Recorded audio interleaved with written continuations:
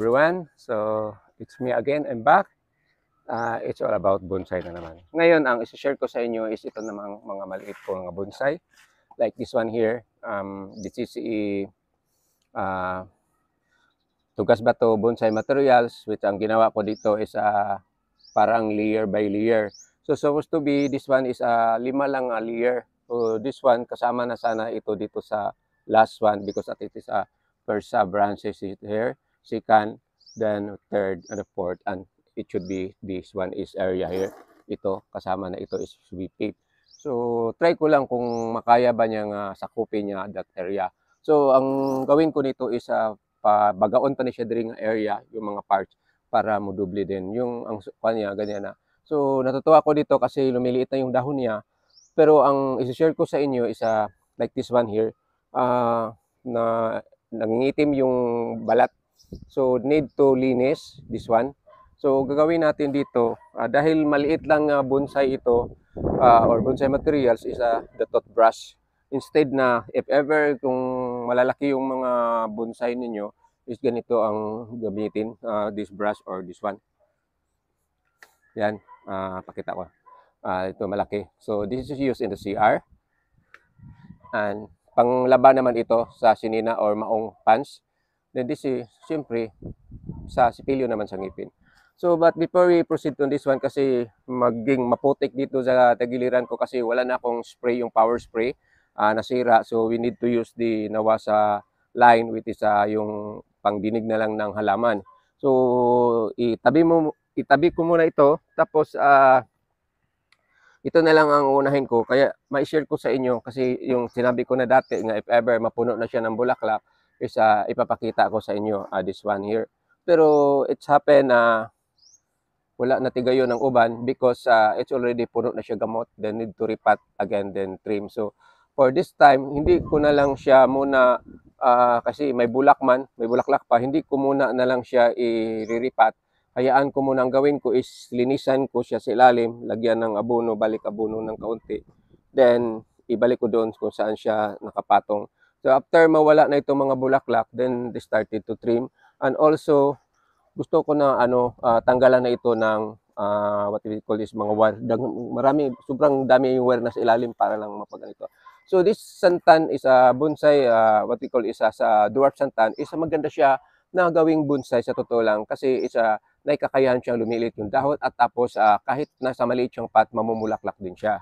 So this is for my santan. Then kaya ko pinalabas ito or sinishare ko sa inyo because gusto ko lang makita at saka sa mga mahilig or balak pa lang na mag-hobby ng bonsai, ito ang isa sa magandang materials, hindi hassle kasi pwede mo lang hingiin ito sa mga tabi-tabi. And it is also very nice for many forests, di santan, lalo na pag mamumulaklak ito. So, gusto ko sana magkaroon yung pink na santan saka yung yellow, kaya lang hindi ako makakita ng yung seedlings. So, yun ang santan ko. Na bonsai materials na napuno na ng bulaklak or hindi pa lamang napuno kasi bakante o wala yung ibang portion. So hindi, mas maganda yung nagkataon ito na bulaklak lahat. So tabiin na natin ito. And the other one here. So this is Idon Manuel. The portion here, sayang napatay na ang sanga. So need to putol. Then, ang gawin ko nito, kasi ang gusto ko is kumapal. So, nagsulputa na yung mga salingsing niya, pero diretso-diretso ba? Hindi nag-spread out. So, ang gawin ko nito is tanggalin yung mga portion nga hindi dapat, then paiksiin ko balik, ikat ko to the lower para mag-spread out, maging times 2, then maging times 2 ulit, maging 4 na, hanggang kumapal ito. So this Don Manuel bonsai materials is also nice materials, pero I do not know kung it will last longer because sa klase niya na kahoy, hindi siya hardwood, it is softwood. Dayon, kaya ito na lang isa na iwan ko, yung iba doon sa lupa tinanim ko, hindi na ako nagbubonsai ng ganito kasi nahirapan ako kasi sometimes biglang mamatay.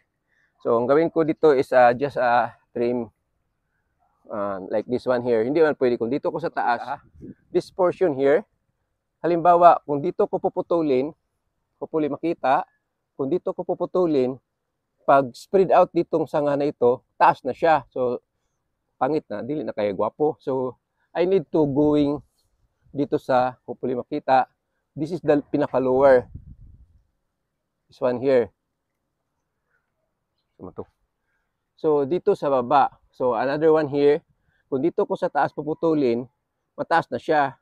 So I need to cut it dito sa baba pa.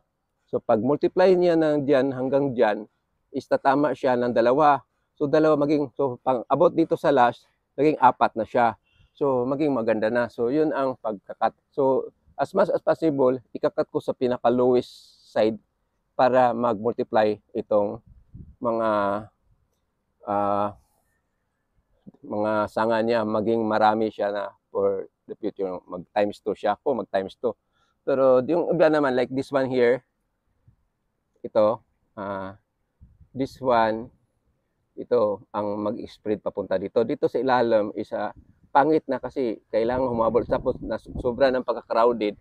So ito mga dito sa baba, I need to pull out. Tanggalin ko itong nasa lower. Kasi pag pabayaan ko dyan, masyadong crowded. Pag doon ka tumingin sa ilalim, dagang kaysa nga nakaharang, isa parang hindi na hapsay lang tawon. So ito na lang mga sa top na mga branches na lang ang i-spread ko. Ito sa ilalim, hindi na. So itong mga dahon ng mga sanga na tumutubo o nagsusulputan dito sa ilalim, tatanggalin ko para pag nasa ilalim ka, silipin mo ito sa ilalim, daming lamok dire, silipin mo ito sa ilalim, maganda siya.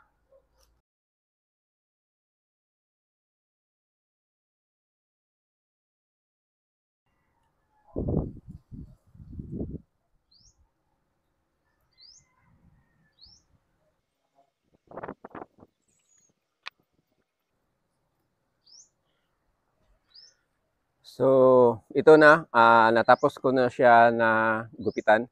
So, just ano na lang, ang gawin ko dito is just keep on trimming hanggang sa kumapal yung ano niya, mga dahon or mga dahon naman, mga sanga.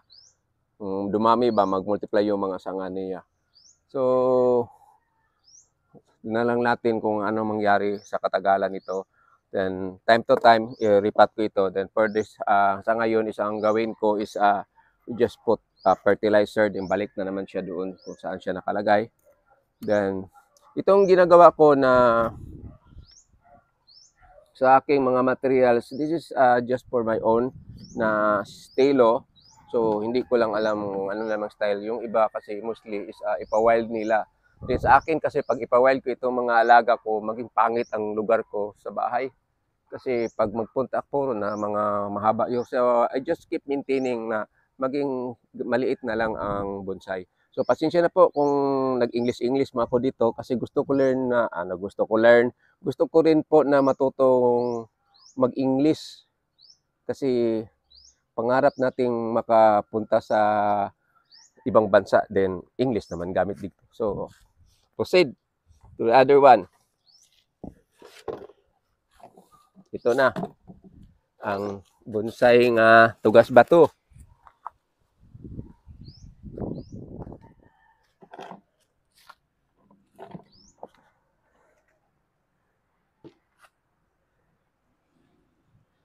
So ito malapit na ito matapos, kaya lang hindi pa dako ng iyang punuan. So hanggang ganito na lang siya.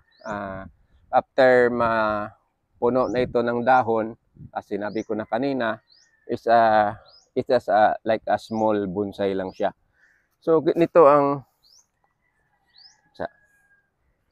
kung tubig diri, magkapisak-pisak ni ron diri. So siyempre buhusan natin ng tubig para lumambot yung mga lumot. Ang nangyari nito is linumot yung mga punuan. So ibabrush natin kasi yung lumot, may lumot na makabubuti sa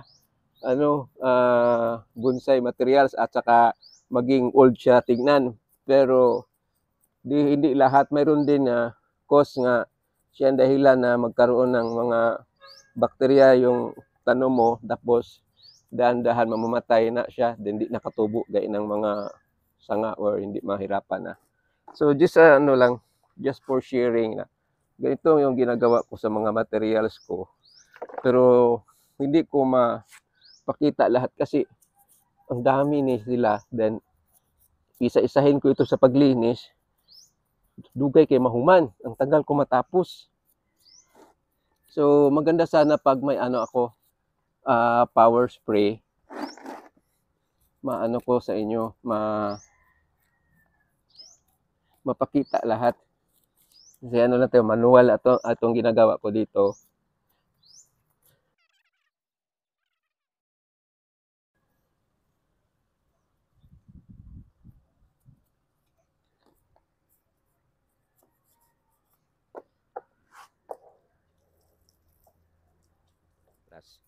So kita nyo, yung portion na yan, grabe ang domino. Tapos yun ang i-brush. Then after ma-brush ito, maging neat na siya tingnan. Tubig. See? So yan na. So malinis na siyang tingnan. Compare kanina na hugaw kaayo. So yun ang trabaho natin, dila ang mahilig sa bonsai. Lalo na pag may parating na show, linis ka agad sa mga materials natin.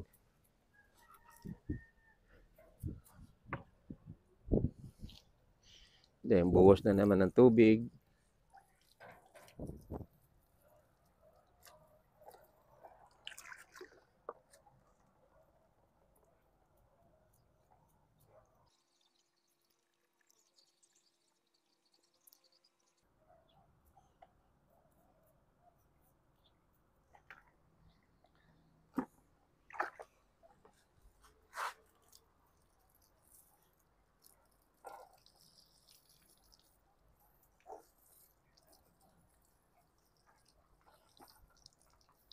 Ito na naman ang isusunod ko sana, pero wala ng oras. At saka kailangan ko itong i-depulate. Hindi siya maganda pag lumaki yung dahon ng ganitong kalaki lang materials, yung bonsai on the rock, which is Ficus nana. Then lumalaki na yung mga dahon niya, so I need to depulate this one. Then tanggalin ko yung mga dahon sa taas ng kahoy kasi siya ang cause na parang hindi maganda yung tubo nitong aking Ficus nana na triple trunk on the rock. So for this morning, it's already 11 o'clock, makapal na ang ulap sa kalangitan. So ito lang ang masishare ko sa inyo about my idea kung paano ko inaalagaan itong mga bonsai materials ko dito sa bahay. So once again, thank you very much. God bless you all. Have a nice morning with you. Bye-bye.